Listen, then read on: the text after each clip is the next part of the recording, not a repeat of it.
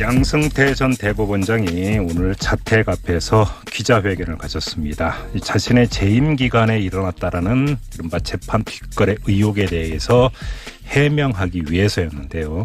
한마디로 전면 부인이었습니다. 재판에 부당하게 간섭하거나 관여한 적 없고 재판 거래는 꿈도 꿀 수 없는 일이었고 재임 시절 정책을 반대한 사람이나 재판에서 특정 성향을 나타냈다고 불이익을 준 일도 없다. 이렇게 주장을 했는데요. 자, 양승태 전 대법원장의 이런 주장, 이분은 어떻게 봤을까요? 이정열 전 부장판사 연결합니다. 여보세요. 네, 안녕하십니까. 예. 본론 들어가기 전에요. 네. 변호사 등록을 하셨더라고요. 아유, 네. 네, 축하드립니다. 아유, 다 선생님께서 염려해 주시고 걱정해 주시고 청취자 여러분들께서 다 신경 써주신 덕분입니다. 감사합니다. 네, 이정열 변호사하고 지금부터 인터뷰를 진행을 하도록 하겠습니다. 네네. 자, 양승태 전 대법원장의 오늘 주장, 일단 총평부터 부탁드립니다. 예상했던 대로 아닌가 싶습니다. 뭐 당연히 이런 식으로 이제 기자분들을 만나가지고 얘기하면서 인정할 거라고 생각은 안 했고요. 예, 알겠습니다. 지금 오늘 여러 가지 이야기를 또 기자들하고 일문일답을 통해서 했는데요. 좀 하나하나 좀 짚었으면 좋겠습니다. 일단 그 네네. 특조단 조사를 받지를 않았잖아요. 예. 관련해서 조사가 3번 이루어졌고 여러 대의 컴퓨터를 흡사 남이 일기장 보듯이 완전히 뒤졌고 또 자신이 듣기로는 400명 정도의 사람이 가서 이야기를 했다고 하는데 뭘 더 조사하느냐 이런 취지의 주장을 했는데 어떻게 보세요? 그 말씀 자체에서 나오는 것처럼 이 사건 조사가 특조단의 조사 경과라든가 내지는 제 생각에는 누가 가서 무슨 말을 했는지까지도 아마 다 전에 들었을 것 같아요. 그러니까 이런 구체적인 숫자가 나오는 것 같아요. 그러니까 특조단의 조사 과정에 대해서 계속 깨알같이 보고 있었을 것이다 이런 추정이십니까? 네, 그렇습니다. 그러니까 일단 뭐 조사가 3번 이루어졌다는 얘기는 그거야 뭐 언론 보도가 있었으니까. 예. 그러니까 뭐 그거는 그냥 할 수 있는 말인 것 같은데 400명 정도의 사람이 가서 얘기를 했다라고 하는 이런 400이라고 하는 숫자는 네. 이렇게 딱 떨어지는 숫자까지는 아니더라도 어느 정도 규모의 조사가 이루어졌고 또 그러면 그 사람들 이런 정보를 넘긴 사람이 있을 거 아닙니까? 네. 그 사람이 뭐면 당연히 이제 이 특조단의 조사를 받았던 사람일 거고 네. 그 사람이 이제 자기는 어떤 말을 했고 뭐 누구는 어떤 말을 했다고 하더라. 얘기까지는 다 들어갔을 겁니다. 그러니까 이 부분에 관해서 이런 얘기가 나오지 않았을까 싶네요. 그래요. 뭐 그럼에도 불구하고 이 양승태 전 대법원장이 직접 조사받는 것은 별게 아닙니까?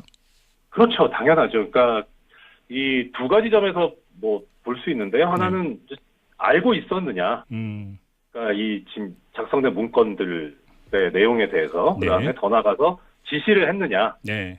아니면은 뭐 그야말로 아랫 사람들이 뭐 법원행정처 차장이나 이런 사람들이 과잉 충성을 한 것이냐, 네.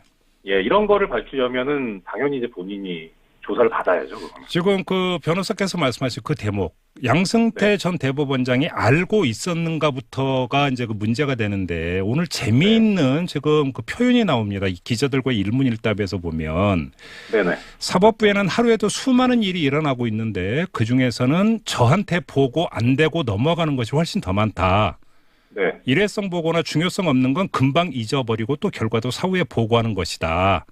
네. 뒷조사 내용을 제가 뭔지를 확실히 알지 못한다. 네. 지금 이런 표현들을 종합을 하면 내가 보고를 받았을지는 모르겠으나 내 기억 속에는 없다. 한마디로 이렇게 정리가 되는 거 아닙니까? 그렇죠. 보고는 받았다는 건 일단 인정을 했으니까. 그리고 제 생각에는 그러니까 이 말씀은 맞는 말씀일 거예요. 그러니까 그래요? 보통 판사들이 거짓말을 잘 안 하기 때문에 네. 액면 그대로 받아들이면 보고를 받았는데 기억을 못한다라고 하는 거는 본인이 생각하고 있었던 그 그림대로 가고 있었다는 거죠. 근데 그렇게 안 가고 있었으면 분명히 브레이크를 걸었겠죠. 왜 이런 거는 왜 안 해보냐. 뭐 내지는 이거는 무슨 소리냐. 네. 이렇게 했을 텐데 보고서를 보니까 본인이 생각한 그대로고 이렇게 잘 가고 방향대로 가고 있고 하니까 네. 당연히 잔상에 남는 거는 그래 뭐 잘 되고 있군. 이런 정도 생각을 하는 거니까 그다음에 기억이 안 날 가능성이 상당히 높습니다.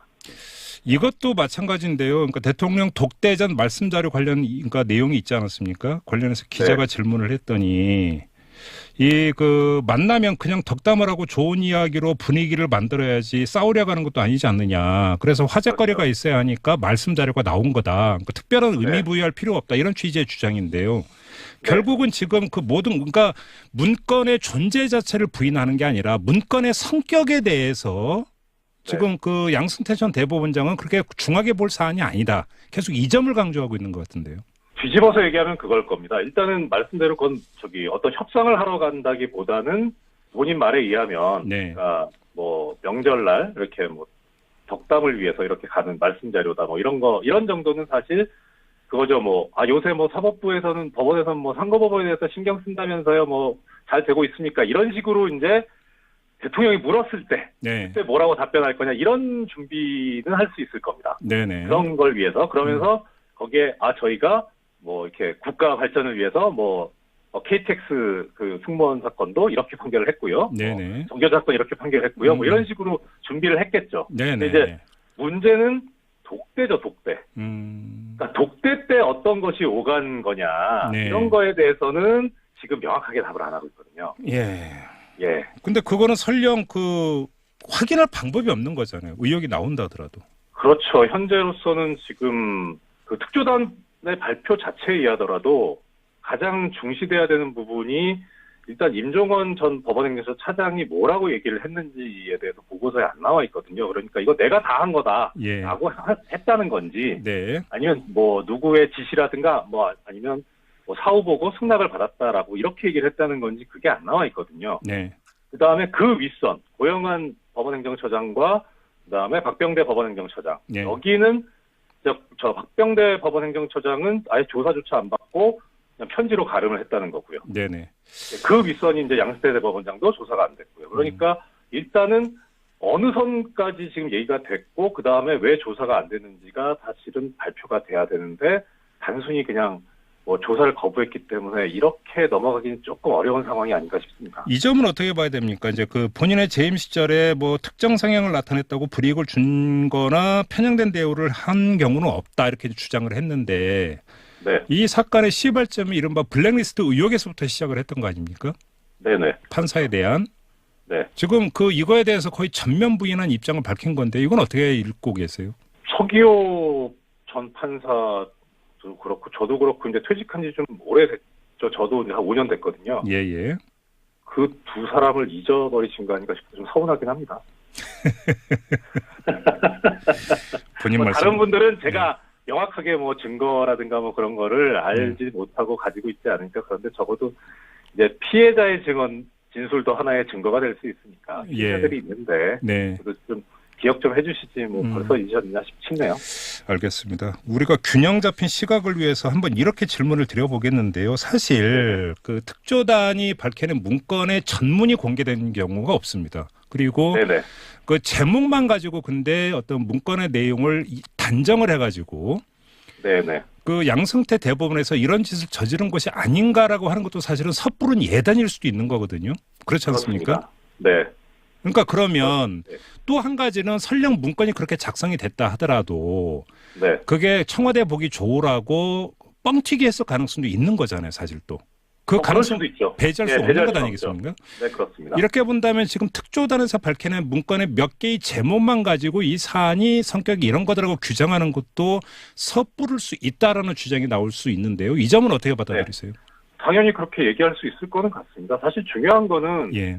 그러니까 이번 특조단 발표에서 제가 좀 문제성이 있다고 드는 게 뭐냐면 네.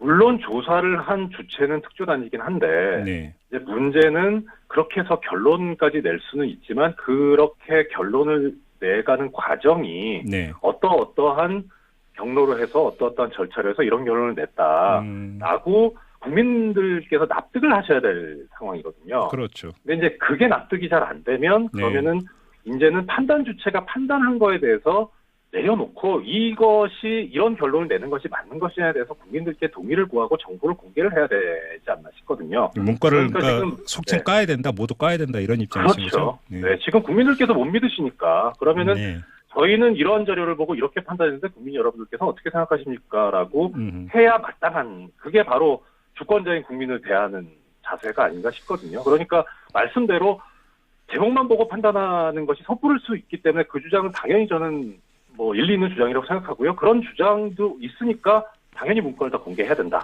근데 그러면 그 김명수 현 대법원장은 법관 대표자 회의를 통해서 깔지 말지를 결정하겠다 이런 입장이잖아요. 네네. 그 법관 대표자 회의를 거칠 이유도 없다 이런 입장이신 거죠? 일단은 그 부분이 그 부분 때문에 신중한 것 같은데요. 이게 네. 그 안에 이거를 공개를 했을 때 네. 공무상 비밀 누설이라든가 내지는 사생활의 비밀이나 침해를 범할 수 있는 그런 소지가 있지 않느냐. 네. 그러니까 판사들 같은 경우는 그런 거 되게 좀 민감하고 조심하거든요. 네네네.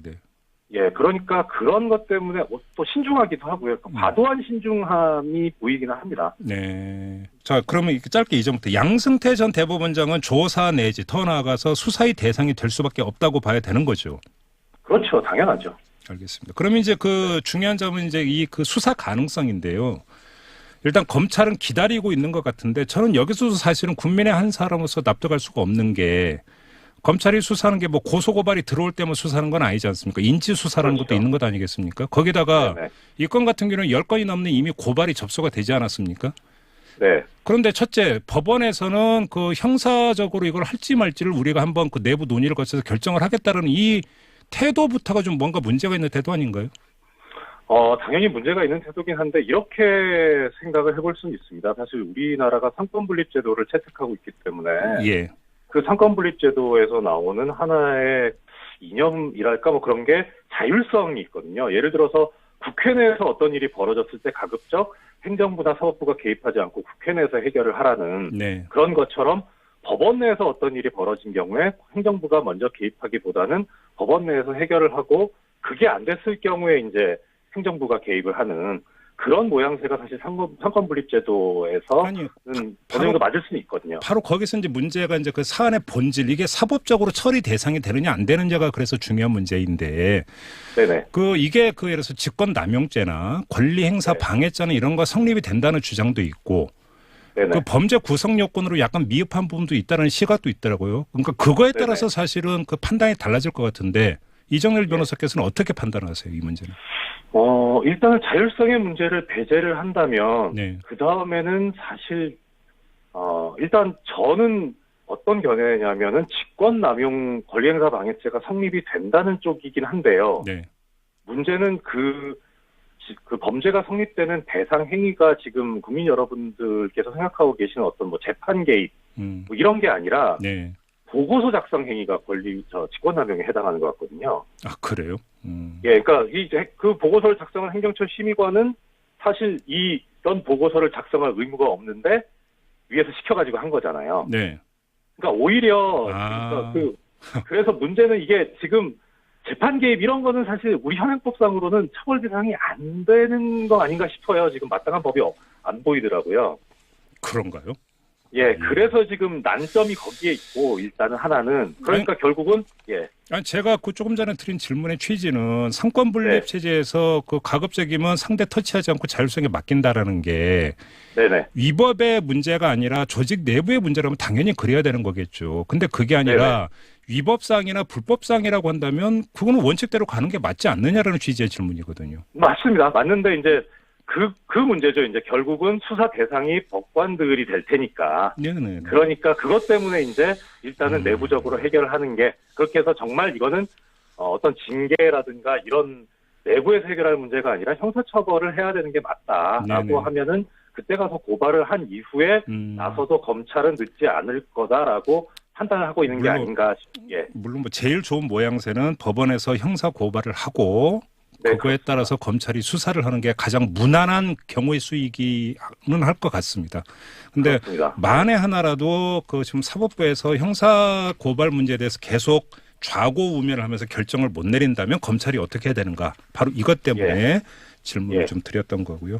일각에서는 특검이 오히려 더 나은 거 아니냐고 주장하는데 이건 어떻게 보세요? 검찰이 수사해야 된다고 보세요? 특검으로 가는 게 더 낫다고 보세요? 당연히 특별검사가 해야 된다고 생각이 되고요. 원래는 이게 공수처가 있었으면 공수처가 해야 될 문제인데, 네.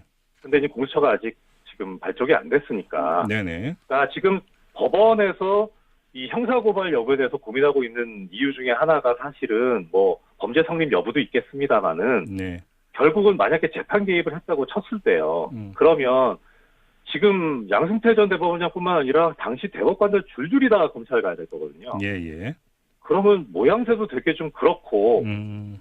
예, 그러니까 결국은 이것은, 게다가 그 다음에 또 하나는 만약에 검찰에서 수사를 한다고 했을 때, 뭐 예를 들어서 법원행정처에 이번에 그 특조단이 그 인사관리실에다가 어떤 뭐 인사상 불이익이 있는지 조사해보겠다고 자료를 내라 그랬는데 거부했잖아요. 네네.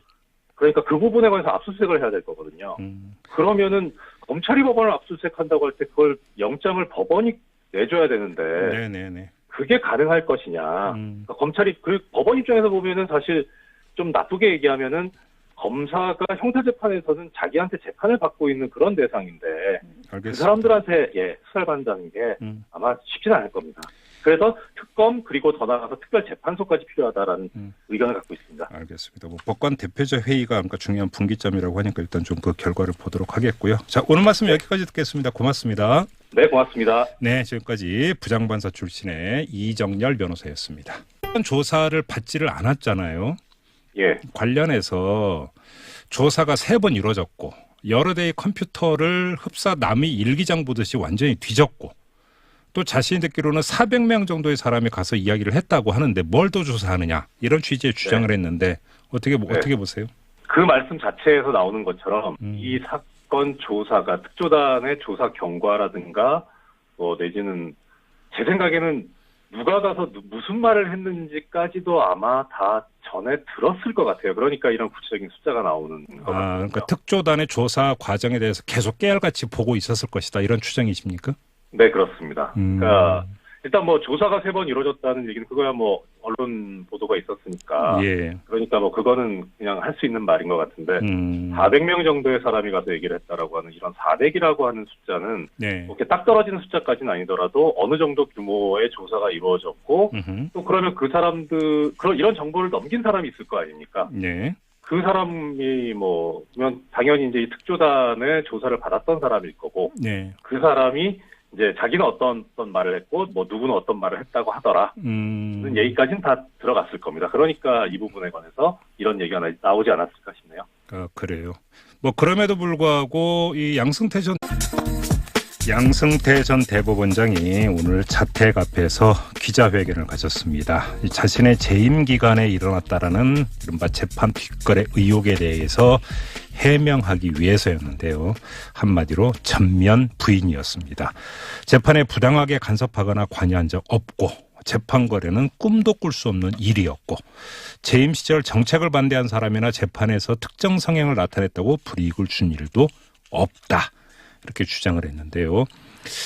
자, 양승태 전 대법원장의 이런 주장 이분은 어떻게 봤을까요? 이정열 전 부장판사 연결합니다. 여보세요. 네, 안녕하십니까. 예. 본론 들어가기 전에요. 네. 변호사 등록을 하셨더라고요. 아이고, 네. 네, 축하드립니다. 아유, 다 선생님께서 염려해 주시고 걱정해 주시고 청취자 여러분들께서 다 신경 써주신 덕분입니다. 감사합니다. 네, 이정열 변호사하고 지금부터 인터뷰를 진행을 하도록 하겠습니다. 네네. 자, 양승태 전 대법원장의 오늘 주장 일단 총평부터 부탁드립니다. 예상했던 대로 아닌가 싶습니다. 당연히 이런 식으로 이제 기자분들을 만나가지고 얘기하면서 인정할 거라고 생각은 안 했고요. 예, 알겠습니다. 지금 오늘 여러 가지 이야기를 또 기자들하고 일문일답을 통해서 했는데요. 좀 하나하나 좀 짚었으면 좋겠습니다. 일단 그 특조단 생각하고 있었던 그 그림대로 가고 있었다는 거죠. 근데 그렇게 안 가고 있었으면 분명히 브레이크를 걸었겠죠. 왜 이런 거는 왜 안 해보냐? 내지는 이거는 무슨 소리냐? 네. 이렇게 했을 텐데 보고서를 보니까 본인이 생각한 그대로고 이렇게 잘 방향대로 가고 있고 하니까 네. 당연히 잔상에 남는 거는 그래 잘 되고 있군 이런 정도 생각을 하는 거니까 그 다음에 기억이 안 날 가능성이 상당히 높습니다.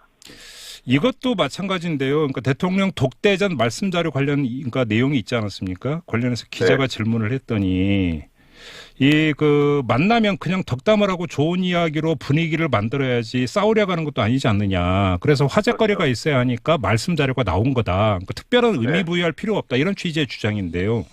결국은 지금 그러니까 문건의 존재 자체를 부인하는 게 아니라 문건의 성격에 대해서 지금 그 양승태 전 대법원장은 그렇게 중하게 볼 사안이 아니다. 계속 이 점을 강조하고 있는 것 같은데요. 뒤집어서 얘기하면 그걸 겁니다. 일단은 말씀대로 그건 어떤 협상을 하러 간다기보다는 본인 말에 의하면 네. 그러니까 뭐 명절날 이렇게 뭐 덕담을 위해서 이렇게 가는 말씀 자료다 뭐 이런 정도는 사실 그거죠. 뭐 요새 뭐 사법부에서는 법원에서는 뭐 선거법원에 대해서 신경 쓴다면서요. 뭐 잘 되고 있습니까? 이런 식으로 이제 대통령이 물었을 때 네. 그때 뭐라고 답변할 대법원장이 직접 조사받는 것은 별개 아닙니까? 그렇죠. 당연하죠. 그러니까 이 두 가지 점에서 뭐 볼 수 있는데요. 하나는 알고 있었느냐. 그러니까 이 지금 작성된 문건들의 내용에 대해서 네. 그다음에 더 나가서 지시를 했느냐. 네. 아니면은 뭐 그야말로 아랫 사람들이 뭐 법원행정처 차장이나 이런 사람들이 과잉 충성을 한 것이냐. 네. 예, 이런 거를 밝히려면은 당연히 이제 본인이 조사를 받아야죠. 그거는. 지금 그 변호사께서 말씀하신 그 대목, 양승태 네. 전 대법원장이 알고 있었는가부터가 이제 그 문제가 되는데 오늘 재미있는 지금 그 표현이 나옵니다. 이 기자들과의 일문일답에서 보면 네네. 사법부에는 하루에도 수많은 일이 일어나고 있는데 그 중에서는 저한테 보고 안 되고 넘어가는 것이 훨씬 더 많다. 네. 일회성 보고나 중요성 없는 건 금방 잊어버리고 또 결과도 사후에 보고하는 것이다. 네. 뒷조사 내용을 제가 뭔지를 확실히 알지 못한다. 네. 지금 이런 표현들을 종합을 하면 내가 보고를 받았을지는 모르겠으나 내 기억 속에는 없다. 한마디로 이렇게 정리가 되는 거 아닙니까? 그렇죠. 보고는 받았다는 건 일단 인정을 했으니까 그리고 제 생각에는 그러니까 이 말씀은 맞는 말씀일 거예요. 그러니까 그래요? 보통 판사들이 거짓말을 잘 안 하기 때문에 네. 액면 그대로 받아들이면 보고를 받았는데 기억을 못한다라고 하는 거는 본인이 그냥 이런 준비는 할 수 있을 겁니다. 네네. 그런 걸 위해서 그러면서 거기에 저희가 뭐 이렇게 국가 발전을 위해서 뭐 KTX 그 승무원 사건도 이렇게 판결을 했고요. 네네. 종교 사건 이렇게 판결했고요. 뭐 이런 식으로 준비를 했겠죠. 네네. 근데 이제 문제는 독대죠, 독대. 그러니까 독대 때 어떤 것이 오간 거냐 네. 이런 거에 대해서는 지금 명확하게 답을 안 하고 있거든요. 예. 예. 근데 그거는 설령 그 확인할 방법이 없는 거잖아요. 의혹이 나온다 하더라도. 그렇죠. 현재로서는 지금 그 특조단의 발표 자체에 의하더라도 가장 중시돼야 되는 부분이 일단 임종원 전 법원행정처 차장이 뭐라고 얘기를 했는지에 대해서 보고서에 안 나와 있거든요. 그러니까 이거 내가 다 한 거다라고 예. 했다는 건지 네. 아니면 뭐 누구의 지시라든가 뭐 아니면 뭐 사후 보고 승낙을 받았다라고 이렇게 얘기를 했다는 건지 그게 안 나와 있거든요. 네. 그다음에 그 윗선 고영한 법원행정처장과 그다음에 박병대 법원행정처장 네. 여기는 저 박병대 법원행정처장은 아예 조사조차 안 받고 그냥 편지로 가름을 했다는 거고요. 네네. 그 윗선이 이제 양승태 대법원장도 조사가 안 됐고요. 그러니까 일단은 어느 선까지 지금 얘기가 됐고 그 다음에 왜 조사가 안 됐는지가 사실은 발표가 돼야 되는데 단순히 그냥 뭐 조사를 거부했기 때문에